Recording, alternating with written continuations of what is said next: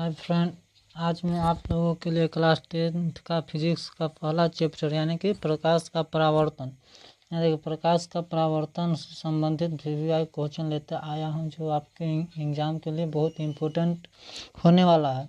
इसलिए आप इस वीडियो को शुरू से एंड तक देखना आवश्यक है। चलिए अब बिना समय गवाए अपने वीडियो को स्टार्ट करते हैं। अगर आप इस चैनल पर नए हैं तो प्लीज़ चैनल को सब्सक्राइब कर दीजिए और साथ में बेल आइकन घंटे को दबा दीजिए ताकि मेरा बनाया गया हर एक वीडियो का नोटिफिकेशन आप तक पहुंचता रहे। चलिए अब अपने वीडियो को स्टार्ट करते हैं। पहला है, निम्नलिखित में से कौन सा कथन सत्य है?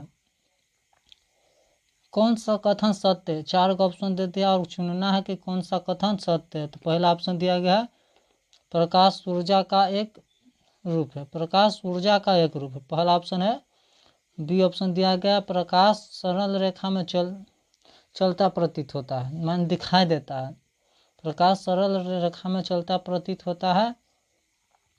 समतल दर्पण प्रकाश का एक अच्छा अवशोषक है। समतल दर्पण प्रकाश का एक अच्छा अवशोषक है। घ ऑप्शन है,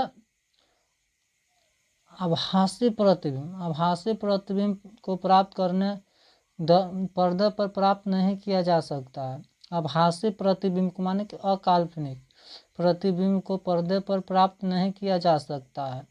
तो इसका 21 का पहला का ऑप्शन सही होगा कौन? इसका ऑप्शन हो जाएगा सही सी। नहीं, इसका सी नहीं होगा। देखिए, प्रकाश ऊर्जा का एक रूप, तो इसका यहाँ नहीं कहा है, सॉरी। समतल दर्पण असत्य है, माने कि सत्य नहीं है यानी कि असत्य, तो इसका सी ऑप्शन सही हो जाएगा। समतल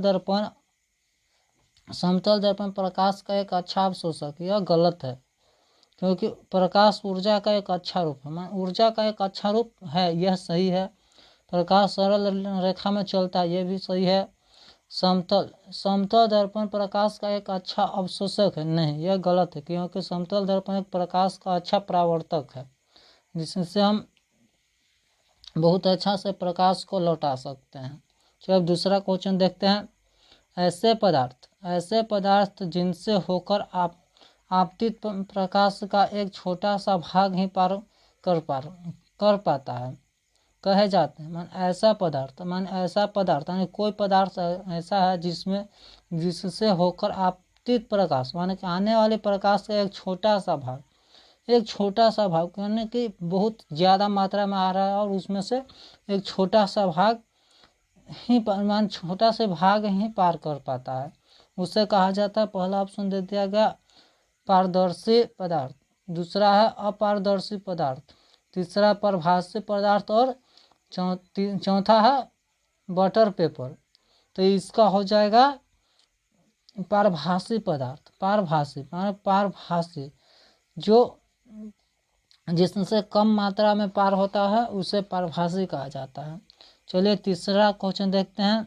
इसका आपतन कोण होता है। आपतन कोण किसे कहते हैं? इसका ऑप्शन दे दिया गया। पहला ऑप्शन है आपतन कोण जानते हैं? तो इसका ऑप्शन देख लेते हैं। पहला है आपतित किरण और दर्पण के सतह के बीच का कोण। आपतित किरण और दर्पण के सतह के बीच का कोण। बी ऑप्शन दे दिया गया कि परावर्तित किरण और दर्पण के बीच दर्पण की सतह के बीच का कोण। और सी ऑप्शन दिया गया आपतित किरण और परावर्तन आपतन बिंदु। आपतित किरण और आपतन बिंदु पर खींचे गए अभिलंब के बीच का कोण। और डी ऑप्शन दिया गया परावर्तित किरण और आपतन बिंदु पर खींचे गए अभिलंब के बीच का कोण। तो इसका सही ऑप्शन हो जाएगा 3 के सी हो जाएगा सही। आपतित किरण यानी कि एक मान लिया जाए यह सतह है, यह आ रहा है कोण। आपतित किरण और आपतन बिंदु इसको कहते हैं आपतन बिंदु पर खींचे गए अभिलंब। आपतन बिंदु पर खींचे गए अभिलंब के बीच का कोण, कि इसके बीच के कोण को आपतन कोण कहते हैं। आपतन कोण यानी कि आई। आपतन कोण यानी कि आई। अब 5वां क्वेश्चन देखते हैं। 5वां क्वेश्चन, दो समांतर समतल दर्पणों के बीच रखी गई दो समांतर दर्पण समतल दर्पणों के बीच, दो समांतर दर्पणों के बीच रखी गई वस्तु के सिद्धांत किसके कितने प्रतिबिंब बन सकते हैं? दो समानांतर माने कि समान यानी कि बराबर, मान लीजिए ये दोनों समानांतर हो जाएगा। दो समानांतर दर्पणों के बीच रखी गई वस्तु के सिद्धांततः कितने प्रतिबिंब बन सकते हैं? तो इसका ऑप्शन दिया गया एक, ए में ऑप्शन 1, बी में यानी ख में 2, ग में 4 और घ में अनंत। तो इसका ऑप्शन सही हो जाएगा अनंत। जब कोई दो दर्पण समानांतर रखा जाता है तो उसमें अनंत प्रतिबिंब बनता है। प्रकाश की एक किरण एक समतल दर्पण पर लंबवत आपतित होता है। लंबवत आपतित होना क्या, ये समतल दर्पण इस पर लंबवत आपतित यानी कि आ रही है, आपतित होती है। दर्पण द्वारा किरण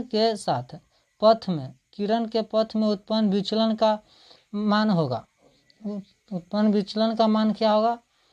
जैसे आएगा वैसे ही लौट जाता है जब लंबवत पड़ता है। तो पहला ऑप्शन दे दिया गया 0 degree, B option 90 degree, C option है 180 डिग्री और डी ऑप्शन है कि घ इनमें से कोई नहीं। तो 6 का आंसर हो जाएगा सी, 180 डिग्री पर विचलन करेगा। 180 डिग्री पर उत्पन्न विचलन का मान होगा। यदि आप एक स्थिर समतल दर्पण के बीच की ओर 4 सेंटीमीटर प्रति सेकंड 4 मीटर प्रति सेकंड की चाल से चल रहे हैं तो आपका प्रतिबिंब आपकी ओर किस चाल से चलेगी? जब कोई वस्तु दर्पण की ओर चलता है तो उसका दुगुना होता है, यानी दुगुना। तो अगर आप 4 मीटर प्रति सेकंड चल रहे हैं तो 8 गुना हो जाएगा। तो 8 हो जाएगा 7 का भी ऑप्शन सही हो जाएगा, 8 मीटर प्रति सेकंड। यानी कि आप अगर दर्पण की ओर 1 डेग चलेंगे तो वहाँ प्रतीत होगा कि आप 2 डेग चलते हैं। अगर आप 1 मीटर चलते हैं तो आपका 2 मीटर होगा और 4 मीटर चल गए तो आपका 8 मीटर यानी दोगुना हो जाता है। चलिए अब 7 क्वेश्चन देखते हैं। 7 क्वेश्चन में क्या दिया कि अगर आप इस चैनल पर नए हैं तो प्लीज चैनल को सब्सक्राइब कर दीजिएगा। चलिए अब 8वां क्वेश्चन पर आ गए हैं। 7 क्वेश्चन खत्म हो चुका है। यह ऑब्जेक्टिव क्वेश्चन है। किसी समतल दर्पण की फोकस दूरी का मान होता है। किसी समतल दर्पण की फोकस दूरी का मान होता है। तो इसका पहला ऑप्शन दे दिया 0 होता है, बी ऑप्शन दे दिया 0 एवं अनंत के बीच होता है, सी ऑप्शन दे दिया अनंत होता है, कि डी ऑप्शन दे दिया इनमें से कोई नहीं। तो लिखा गया है किसी समतल दर्पण के फोकस का मान होता है। फोकस का मान क्या होता है? तो इसका हो जाएगा अनंत होता है। फोकस का मान अनंत होता है, मान समतल दर्पण का मान। ये मान ले समतल दर्पण, आप यहाँ से प्रकाश गुजारते हैं तो इसी माध्यम से अगर आप लंबवत कहीं से भी प्रकाश गुजारेंगे तो वह लंबवत ही निकलेगा। इसलिए फोकस समतल दर्पण का फोकस अनंत होता है, उसका कोई लिमिट नहीं होता। अगर आप लंबवत डालेंगे तो वह लंबवत ही निकलेगा समतल दर्पण से। गोलीय दर्पण के ध्रुव से वक्रता केंद्र की दूरी को कहते हैं। गोलीय दर्पण के ध्रुव से वक्रता केंद्र की दूरी को कहते हैं। पहला ऑप्शन दे दिएगा फोकस दूरी, वक्रता त्रिज्या, सी दे दिया वक्रता व्यास, इनमें से कोई नहीं। तो इसका 9 का ऑप्शन सी हो जाएगा बी, वक्रता त्रिज्या कहते हैं। जैसे मान लेते हैं गोलीय दर्पण के ध्रुव से, मानिए गोलीय दर्पण है, यह गोलीय दर्पण है, इसके ध्रुव यानी कि यहाँ से इसका वक्रता केंद्र की दूरी को क्या कहते हैं? वक्रता त्रिज्या कहते हैं इसको। यह गोल है। चलिए अब इसका अगला 10वां क्वेश्चन देखते हैं, एक गोलीय दर्पण की फोकस दूरी, एक गोलीय दर्पण की फोकस दूरी 12.5 यानी 12.5 सेंटीमीटर है, 12.5 सेंटीमीटर है, तो उसकी वक्रता त्रिज्या का होगा, यानी कि इसका दोगुना हो जाएगा। 12 दूना 24, 24 से 25, 25 सेंटीमीटर हो जाएगा। वक्रता त्रिज्या उसकी दोगुना होता है। फोकस दूरी की को त्रिज्या, वक्रता त्रिज्या दोगुना होता है।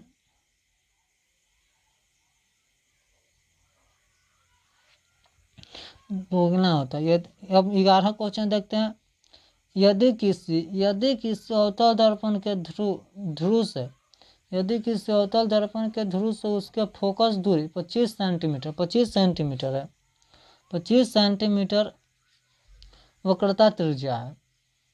क्वेश्चन समझते हैं, यदि किसी अवतल दर्पण के ध्रुव से उसके फोकस दूरी 25 सेंटीमीटर हो, तो फोकस से वक्रता त्रिज्या, वक्रता केंद्र की क्या होगी, दूरी होगी। वक्रता केंद्र की दूरी क्या हो जाएगी। फिर से क्वेश्चन को समझ लेते हैं, यदि किसी अवतल दर्पण के ध्रुव से उसके फोकस दूरी 25, ध्रुव से यानी कि मान लेते हैं यह अवतल दर्पण किसे कहते हैं, उत्तल दर्पण है उठल, अवतल दर्पण बैठ, यह अवतल दर्पण हो गया। अवतल दर्पण की फोकस दूरी इसकी वक्रता त्रिज्या, यहाँ से फोकस हो गया, फोकस दूरी 25 सेंटीमीटर। फोकस से वक्रता दूरी यानी कि वक्रता त्रिज्या बराबर 2f होता है। वक्रता त्रिज्या बराबर 2f होता है, तो क्या हो जाएगा कि इसका 25 है, तो यहाँ से भी दूरी, यहाँ तक का दूरी समान होता है, और यहाँ से भी यहाँ तक का दूरी समान होता है। इसलिए इसका बी ऑप्शन सही हो जाएगा, और दोनों बराबर यानी कि 25 सेंटीमीटर ही रहेगा। 12 क्वेश्चन देखते हैं। 12वां, निम्नलिखित में कौन सा कथन सत्य है, ट्रू यानी सत्य है। सत्य का मीनिंग ट्रू होता है। निम्नलिखित माने कि नीचे लिखी गई ऑप्शन में कौन सा ऑप्शन सत्य है, तो इसका ऑप्शन देखते हैं। पहला, गोलीय दर्पण के मध्य बिंदु को वक्रता केंद्र कहते हैं। गोलीय दर्पण के मध्य बिंदु को वक्रता केंद्र कहते हैं। और बी ऑप्शन है, वास्तविक प्रतिबिंब वस्तु की अपेक्षा हमेशा सीधा होता है। वास्तविक प्रतिबिंब वस्तु की हमेशा सीधा होता है। और सी ऑप्शन दिया गया, गोलीय दर्पण की वक्रता त्रिज्या यानी कि r, उसकी फोकस दूरी f की आधी होती है। और तीसरा घ दिया गया है, अवर्धनांक का ऋणात्मक मान बताता है कि प्रतिबिंब वास्तविक है। तो इसका 12 का कौन ऑप्शन सही होगा, ये डी ऑप्शन सही हो जाएगा, यानी घ ऑप्शन सही। अवर्धनांक का ऋणात्मक मान बताता है कि प्रतिबिंब वास्तविक है। निम्नलिखित में कौन सा कथन असत्य है, यानी कि सत्य नहीं, फॉल्स है। देखिए, पहला ऑप्शन दे दिया गया कि जब कोई किरण गोलीय दर्पण के फोकस की दिशा में आपतित होती है, जब कोई किरण गोलीय दर्पण की फोकस की दिशा में आपतित होती है, तब वह परावर्तन के बाद दर्पण के मुख्य अक्ष के समानांतर निकलती है। दर्पण के मुख्य अक्ष के समानांतर निकलती है, यानी बराबर निकलती है। और बी ऑप्शन दे दिया गया कि जो किरण गोलीय दर्पण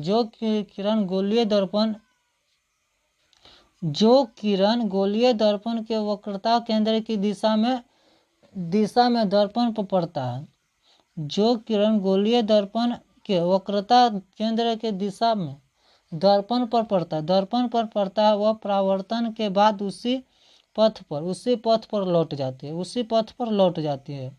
और ग ऑप्शन दे दिया गया कि अवतल दर्पण द्वारा वस्तु का केवल वास्तविक प्रतिबिंब बनता है। अवतल दर्पण द्वारा वस्तु का केवल वास्तविक प्रतिबिंब बनता है, ये गलत। और घ ऑप्शन दे दिया गया, उत्तल दर्पण द्वारा वस्तु का केवल आभासी प्रतिबिंब बनता है। उत्तल दर्पण द्वारा वस्तु का केवल आभासी प्रतिबिंब बनता है, तो इसका ऑप्शन सही हो जाएगा, सही नहीं गलत हो जाएगा, ग ऑप्शन सही है। अवतल दर्पण द्वारा वस्तु का केवल आभासी प्रतिबिंब बनता है, यह लिखा गया गलत है, क्योंकि अवतल दर्पण में दोनों प्रकार का प्रतिबिंब बनता है, वास्तविक और काल्पनिक दोनों बनता है, या आभासी कहो या काल्पनिक कहो, दोनों सेम ही है। आभासी को ही काल्पनिक कहा जाता है और काल्पनिक को ही आभासी कहा जाता है। चलिए अब आगे का क्वेश्चन देखते हैं। 14 क्वेश्चन है, किसी गोलीय दर्पण पर जब आपतित किरण उसके वक्रता केंद्र से होकर गुजरती है, जब गोलीय दर्पण पर किसी गोलीय दर्पण पर जब आपतित किरण उसके वक्रता केंद्र से होकर गुजरती है, तब परावर्तित किरण ऑप्शन दे दिया। इसके बाद पहला ऑप्शन है दर्पण के ध्रुव से होकर गुजरता है, पहला ऑप्शन दर्पण के ध्रुव से होकर गुजरता है, और ग ऑप्शन दिया गया कि दर्पण के फोकस से होकर गुजरेगी, और सी ऑप्शन दे दिया कि पूर्व पथ पर लौट जाएगी, और घ ऑप्शन दे दिया कि मुख्य अक्ष के समानांतर होगी। इसका ऑप्शन सही हो जाएगा, कौन सा है, सी ऑप्शन सही हो जाएगा, पूर्व पथ पर लौट जाए, माने वापस अपने पथ पर लौटेगी। और 15 क्वेश्चन देते हैं कि निम्नलिखित में कौन सा कथन गलत है, यानी गलत है, निम्नलिखित में कौन सा गलत क्वेश्चन है, माने गलत ऑप्शन दिया गया।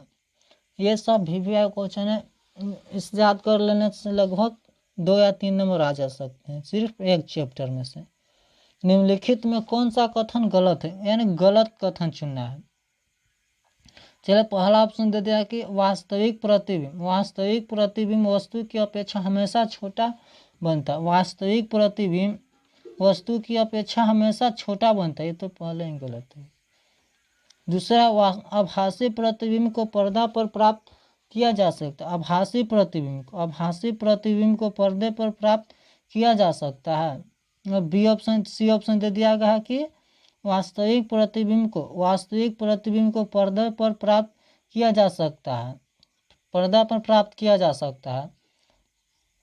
और डी ऑप्शन दे दिया, यानी घ ऑप्शन है कि आभासी प्रतिबिंब वस्तु की अपेक्षा हमेशा सीधा होता है, आभासी प्रतिबिंब वस्तु की हमेशा सीधा होता है, अपेक्षा वस्तु से सीधा होता है, तो इसका 15 का ऑप्शन सही हो जाएगा, बी ऑप्शन सही रहेगा, यानी कि आभासी प्रतिबिंब को पर्दे पर प्राप्त नहीं किया जा सकता है, आभासी प्रतिबिंब को पर्दे पर प्राप्त नहीं किया जा सकता, यह गलत लिखा गया है।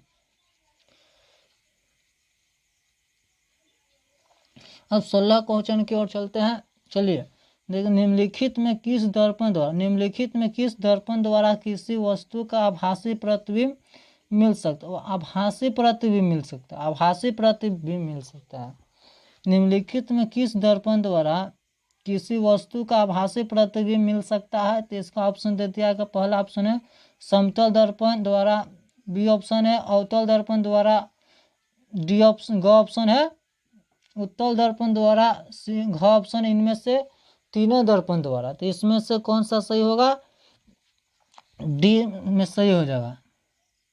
आभासी प्रतिबिंब माने कि काल्पनिक प्रतिबिंब जो सीधा दिखाई, इनमें से तीनों दर्पण में से मिल जाएगा, ये इसका घ ऑप्शन सही हो जाएगा, तीनों दर्पणों द्वारा। अब आगे क्वेश्चन की ओर चलते हैं। निम्नलिखित में किस दर्पण द्वारा किसी वस्तु का वास्तविक प्रतिबिंब प्राप्त किया जा सकता है। निम्नलिखित में किस दर्पण द्वारा किसी वस्तु का वास्तविक प्रतिबिंब प्राप्त किया जा सकता है, तो पहला वास्तविक प्रतिबिंब, तो पहला ऑप्शन दे दिया गया समतल दर्पण द्वारा, दूसरा ऑप्शन है अवतल दर्पण द्वारा, ग ऑप्शन है उत्तल दर्पण द्वारा, इनमें से तीनों दर्पण द्वारा, तो इसमें से 17 का क्वेश्चन सही हो जाएगा, बी अवतल दर्पण द्वारा वास्तविक प्रतिबिंब प्राप्त किया जा सकता है। चलिए आगे क्वेश्चन है 18, वस्तु से छोटा और आभासी प्रतिबिंब निम्नलिखित में इनमें किस दर्पण से प्राप्त होता है? किस दर्पण से प्राप्त होता है? तो पहला छोटा और आभासी प्रतिबिंब किस दर्पण द्वारा प्राप्त होता है? तो पहला ऑप्शन है समतल दर्पण से, बी ऑप्शन है अवतल दर्पण से, डी मान घ ऑप्शन है समतल और अवतल दोनों दर्पण से इनमें, और घ ऑप्शन है उत्तल दर्पण से। तो 18 का ऑप्शन डी सही हो जाएगा। उत्तल दर्पण से प्राप्त किया जा सकता है आभासी और छोटा प्रतिबिंब। चलिए अब आगे क्वेश्चन को देखते हैं। 19 की और 19 में दिया गया है क्या?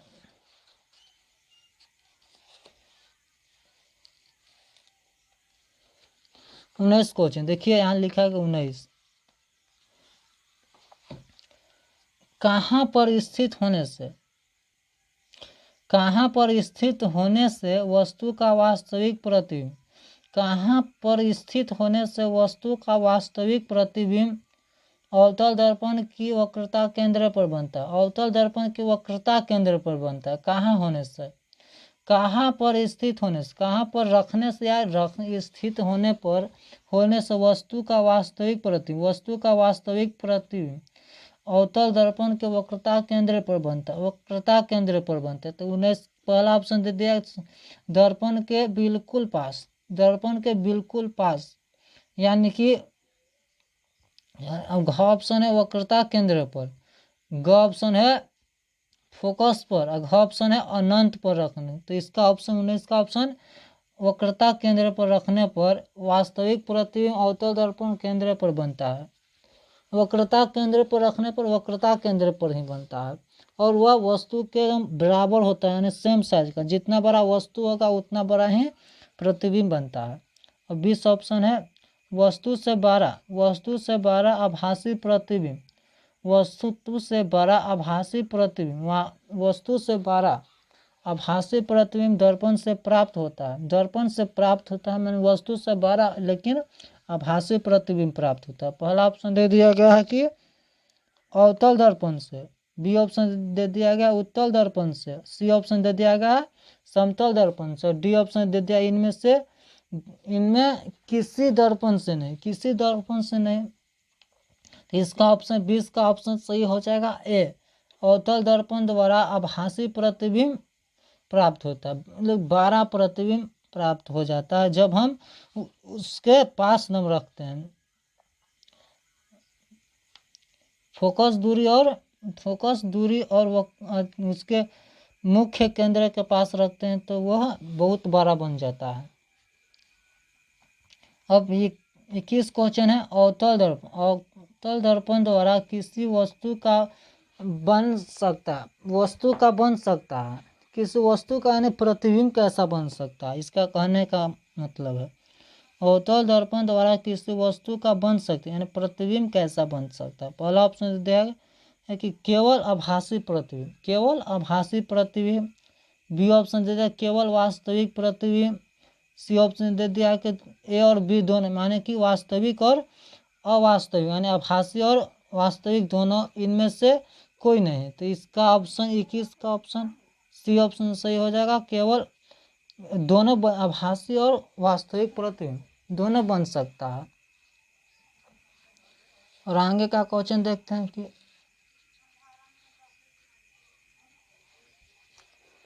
अब 22 क्वेश्चन देखते हैं। एक अवतल दर्पण से वस्तु माने बिंब, वस्तु कहे या बिंब कहे, किसी की स्थित ध्रुव और फोकस के बीच हो तो प्राप्त प्रतिबिंब होगा। एक अवतल दर्पण से वस्तु की स्थिति ध्रुव और फोकस के बीच हो तो प्राप्त प्रतिबिंब होगा। पहला ऑप्शन दे दिया गया है वास्तविक और बड़ा प्रतिबिंब, बी ऑप्शन दे दिया कि वास्तविक और छोटा प्रतिबिंब, सी ऑप्शन दे दिया कि आभासी और बड़ा प्रतिबिंब, डी ऑप्शन आभासी और छोटा। तो इसमें 22 का सही ऑप्शन हो जाएगा ग ऑप्शन सही हो जाएगा, आभासी और बड़ा प्रतिबिंब बनता है। जब ध्रुव और फोकस के बीच रखा जाता है तो आभासी और बड़ा बन जाता है। एक उत्तल गोलीय दर्पण से एक उत्तल गोलीय दर्पण से प्रतिबिंब बनता है।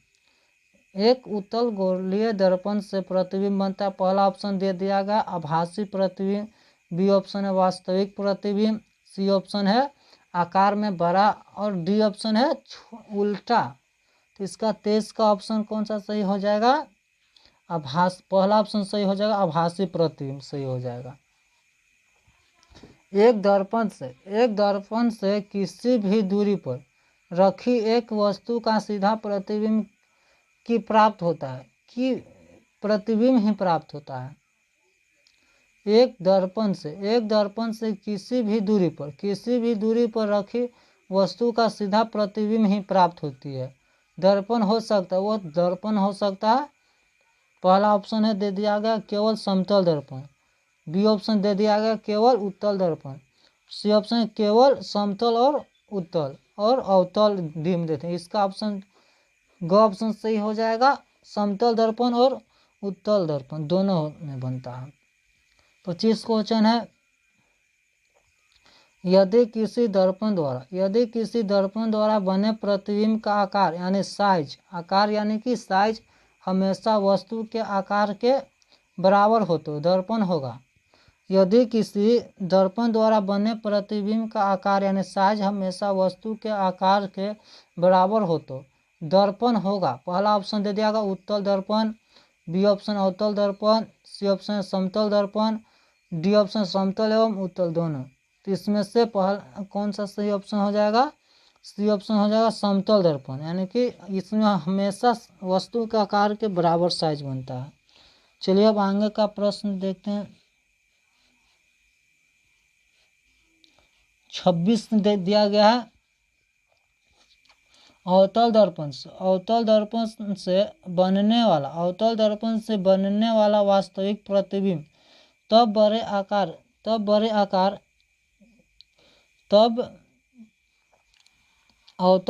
अवतल दर्पण से बनने वाला वास्तविक प्रतिबिंब तब बड़े आकार का होता है। तब बड़े आकार का होता है जब वस्तु दर्पण का, देखिए फिर से क्वेश्चन पढ़ लेते हैं। अवतल दर्पण से बनने वाला वास्तविक प्रतिबिंब तब बड़े आकार का होता है जब वस्तु दर्पण के, पहला ऑप्शन दे दिया वक्रता केंद्र पर होता है, वक्रता केंद्र पर होता है। बी ऑप्शन दे दिया वक्रता केंद्र, बी ऑप्शन दिया गया है वक्रता केंद्र और फोकस के बीच होती, वक्रता केंद्र और फोकस के बीच होती तब। और ग ऑप्शन वक्रता केंद्र के से परे होती, वक्रता केंद्र के परे होती यानी कि पास होती, फोकस के अंदर होती। ग ऑप्शन दे दिया गया, घ ऑप्शन फोकस के अंदर होती। तो 26 का क्वेश्चन सही हो जाएगा ग ऑप्शन, यानी कि ख ऑप्शन सही होगा, वक्रता केंद्र और फोकस के बीच होगी तब उसका आकार वास्तविक प्रतिबिंब तब और बड़ा होगा। 27 क्वेश्चन दिया गया, एक अवतल दर्पण के मुख्य अक्ष के लंबवत 1.5 सेंटीमीटर आकार की एक वस्तु रखी है। एक अवतल दर्पण के मुख्य अक्ष के लंबवत 1.5 सेंटीमीटर आकार की एक वस्तु रखी है। दर्पण से वस्तु की दूरी दर्पण की वक्रता त्रिज्या के बराबर है। दर्पण की वक्रता त्रिज्या के बराबर तो प्राप्त प्रतिबिंब का आकार होगा। क्वेश्चन पहले समझते हैं, बाद में इसका हल करते हैं। एक अवतल दर्पण के मुख्य अक्ष के लंबवत, एक अवतल दर्पण के मुख्य अक्ष के 1.5 लंबवत 1.5 सेंटीमीटर लंबवत एक वस्तु रखी गई है। तो वस्तु की दूरी दर्पण की वक्रता त्रिज्या के बराबर है। प्राप्त प्रतिबिंब का आकार होगी, इसका हो जाएगा, पहला ऑप्शन दे दिया गया है 0.5 सेंटीमीटर, बी ऑप्शन है 1 सेंटीमीटर, ग ऑप्शन है 1.5 सेंटीमीटर और घ ऑप्शन है 2 सेंटीमीटर। तो इसका 27 का सी ऑप्शन सही हो जाएगा, 1.5 सेंटीमीटर सही हो जाएगा। चलिए अब आगे 28 क्वेश्चन देखते हैं। एक वास्तविक वस्तु का उत्तल दर्पण, एक वास्तविक वस्तु का उत्तल दर्पण द्वारा बने प्रतिबिंब के लिए निम्नलिखित में कौन सा कथन असत्य है? वस्तु का उत्तल दर्पण द्वारा